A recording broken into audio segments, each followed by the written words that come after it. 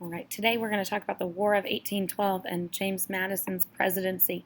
You are welcome to take notes on your own piece of paper using your own doc or the doc that I've shared with you in classroom. Feel free to pause this video at any point to catch up if you need to. So remember, we've been talking about, since Washington became president, this conflict between Britain and France and how it was continuing to be a problem, and each president had to deal with a little bit more with Britain or with France, and they've tried to resolve that issue during their time in office while maintaining this idea of staying out of foreign alliances and maintaining our neutrality. Well, by the time James Madison becomes president, it really becomes an unavoidable thing. If you remember from Thomas Jefferson, he had the Embargo Act of 1807 where he banned all trade with the rest of the world, and that was completely ineffective. It just hurt our economy more than anybody else. So by the time Madison becomes president, he's going to have just an embargo on trade with Britain and France, also ineffective. So let's talk about those things that are going to all come together to give us the causes of the War of 1812. So that first one is that continued harassment of U.S. shipping by the British. Remember, not only are they harassing our ships where they're attacking our ships and taking the cargo, they are also practicing impressment, and that's that act of taking sailors off of U.S. ships and forcing them to serve in the British Navy. Well, this is problematic enough, but if you also remember that the British have still not left their forts out in the Northwest Territory, and not only have they not left their forts, they're staying there and they're continuing to support Native American resistance against the Americans. By this time, we have a Shawnee chief named Tecumseh, who's actually organized and united the Native Americans in an attempt to stop their loss of land. In 1809, the chiefs from the Miami, Delaware, and Potawatomi tribes signed a treaty to give up their land, but Tecumseh did not believe in that treaty because not all of the tribes had agreed to it. In 1811, we have William Henry Harrison, yes, a future president, who led the Americans at the Battle of Tippecanoe, where they finally defeat the Shawnee. Tecumseh, though, was not at that battle and was away, and actually ends up joining the British up in Canada during the War of 1812. So we've got all these things combined where we're just being harassed by the British, and a lot of war hawks, people who want war, particularly Westerners by this time period, were really clamoring for war against Britain. And so on June 18th, 1812, James Madison became the first president to ask Congress to declare war. And Congress does go ahead and issue that declaration of war. So we declared war against Britain in the War of 1812. Maybe a smart choice, maybe not. Let's see.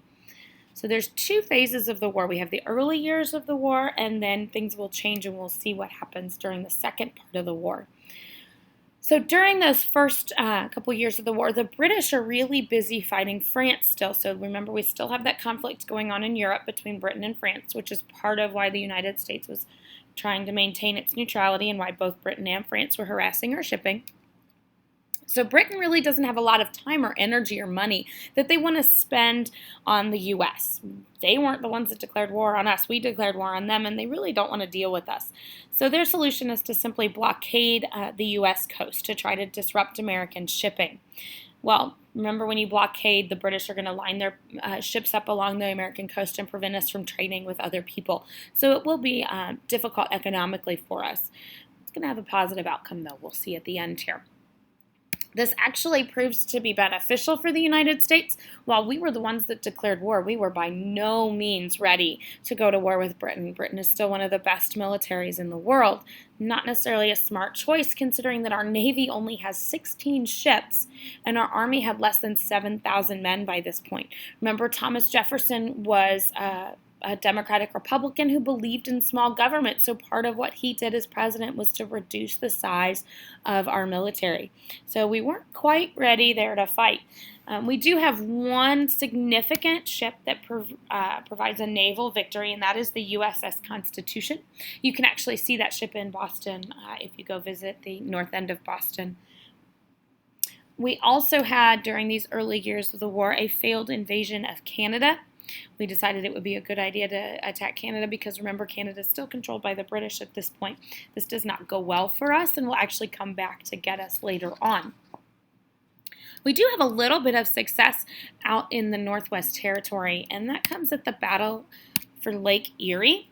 This takes place on September of 1813.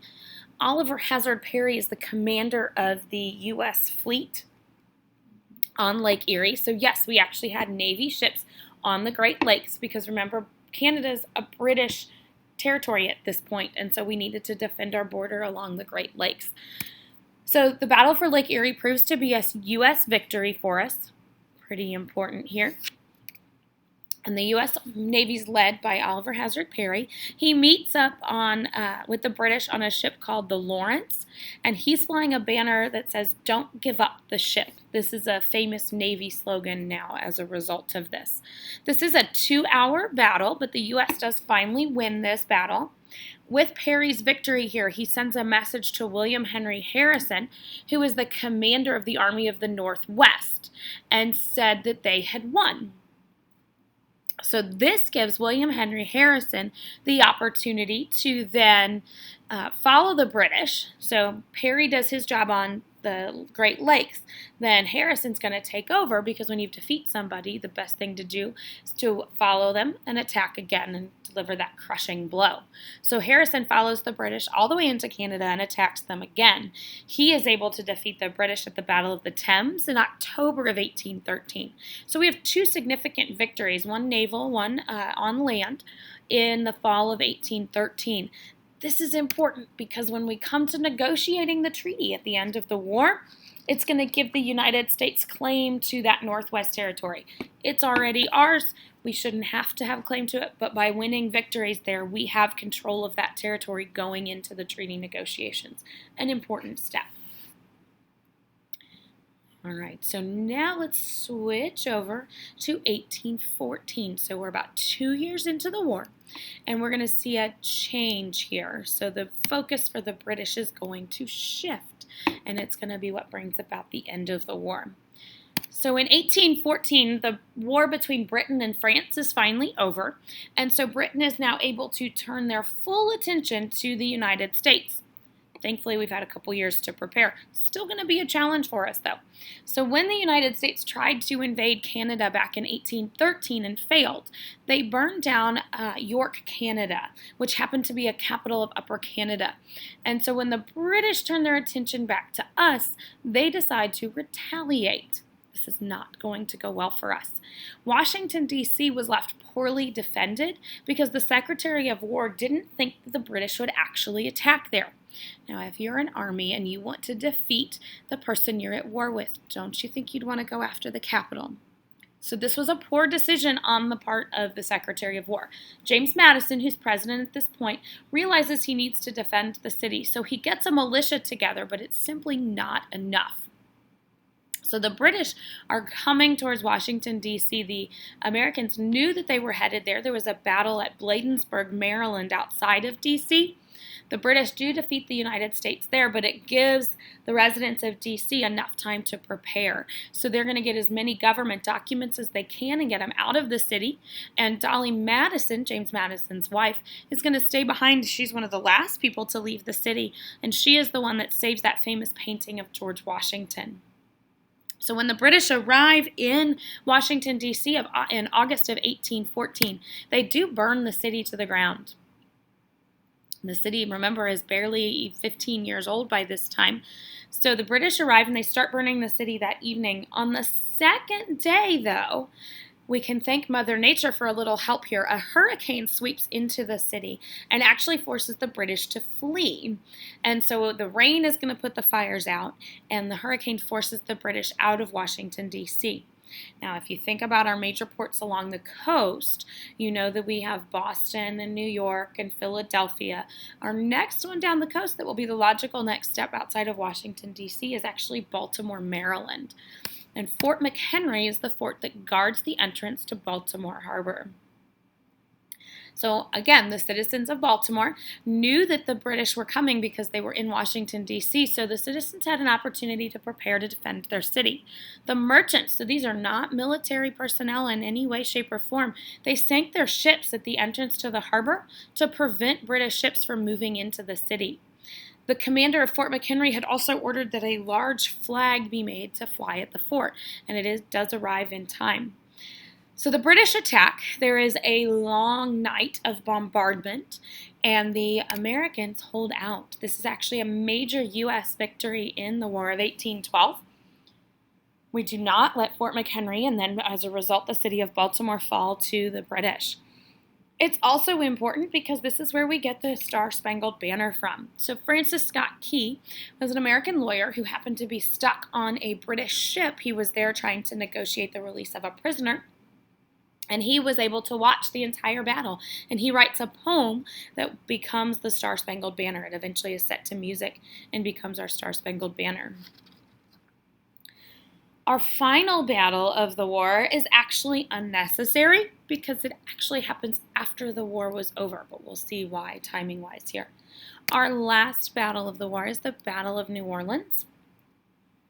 And this battle is obviously in New Orleans. Remember, we've just recently acquired this as part of the Louisiana Purchase, so this is actually U.S. territory. Andrew Jackson is the U.S. commander down at New Orleans, and he is going to actually recruit private citizens to help defend the city. And the battle is going to end up taking place on January 8th, 1815. The U.S. are able to very easily defeat the British at this battle. There were only 71 U.S. casualties to 2,000 British casualties. Remember, casualties are killed, wounded, or missing. So the British sailed up the river out of New Orleans, and the American citizens down at New Orleans did a fabulous job of pushing the British back and actually maintaining control of New Orleans. Really important because, remember, we want to maintain control of that port to be able to have access to the Mississippi River and the Gulf of Mexico. This battle is hugely important because it makes Andrew Jackson a national hero, which is going to set him up to become a future president not too far down the road. But this battle is unnecessary because the treaty to end the war had actually already been signed. So let's find out about that treaty. That treaty was called the Treaty of Ghent. It's named after where it was negotiated. And it is signed before the Battle of New Orleans. It actually was signed on December 24th of 1814. Now, thanks to snail mail, remember this is even before we could just drop a letter in the mail. There's no phones, no email, no texting. You actually had to write a letter and send it on a ship across the Atlantic Ocean. So even though the treaty was signed on December 24th, we don't get word in time. And that Battle of New Orleans, remember, takes place on January 8th of 1815. So less than 2 weeks after the treaty was actually signed. Now, Americans will say that we've won the War of 1812. However, there's really no clear winner in this battle, or in this War of 1812, mainly because no territory actually exchanged hands. Usually, the winner gets to take territory from the loser. But in this case, we are able to resolve our trade disputes. So there's the significance. We resolved that issue between Britain and France, or between Britain and the United States, about harassing our shipping. We also, once and for all, will get the British out of the forts in the Northwest Territory. So we finally are able to accomplish that task. So let's talk about why this war is so important. So no territory exchanged hands. Yes, we actually are able to put an end to British resistance, so that's significant. But more importantly is what it does for us as a country within our own country and how the rest of the world is going to view us. So first off, it really increases U.S. patriotism.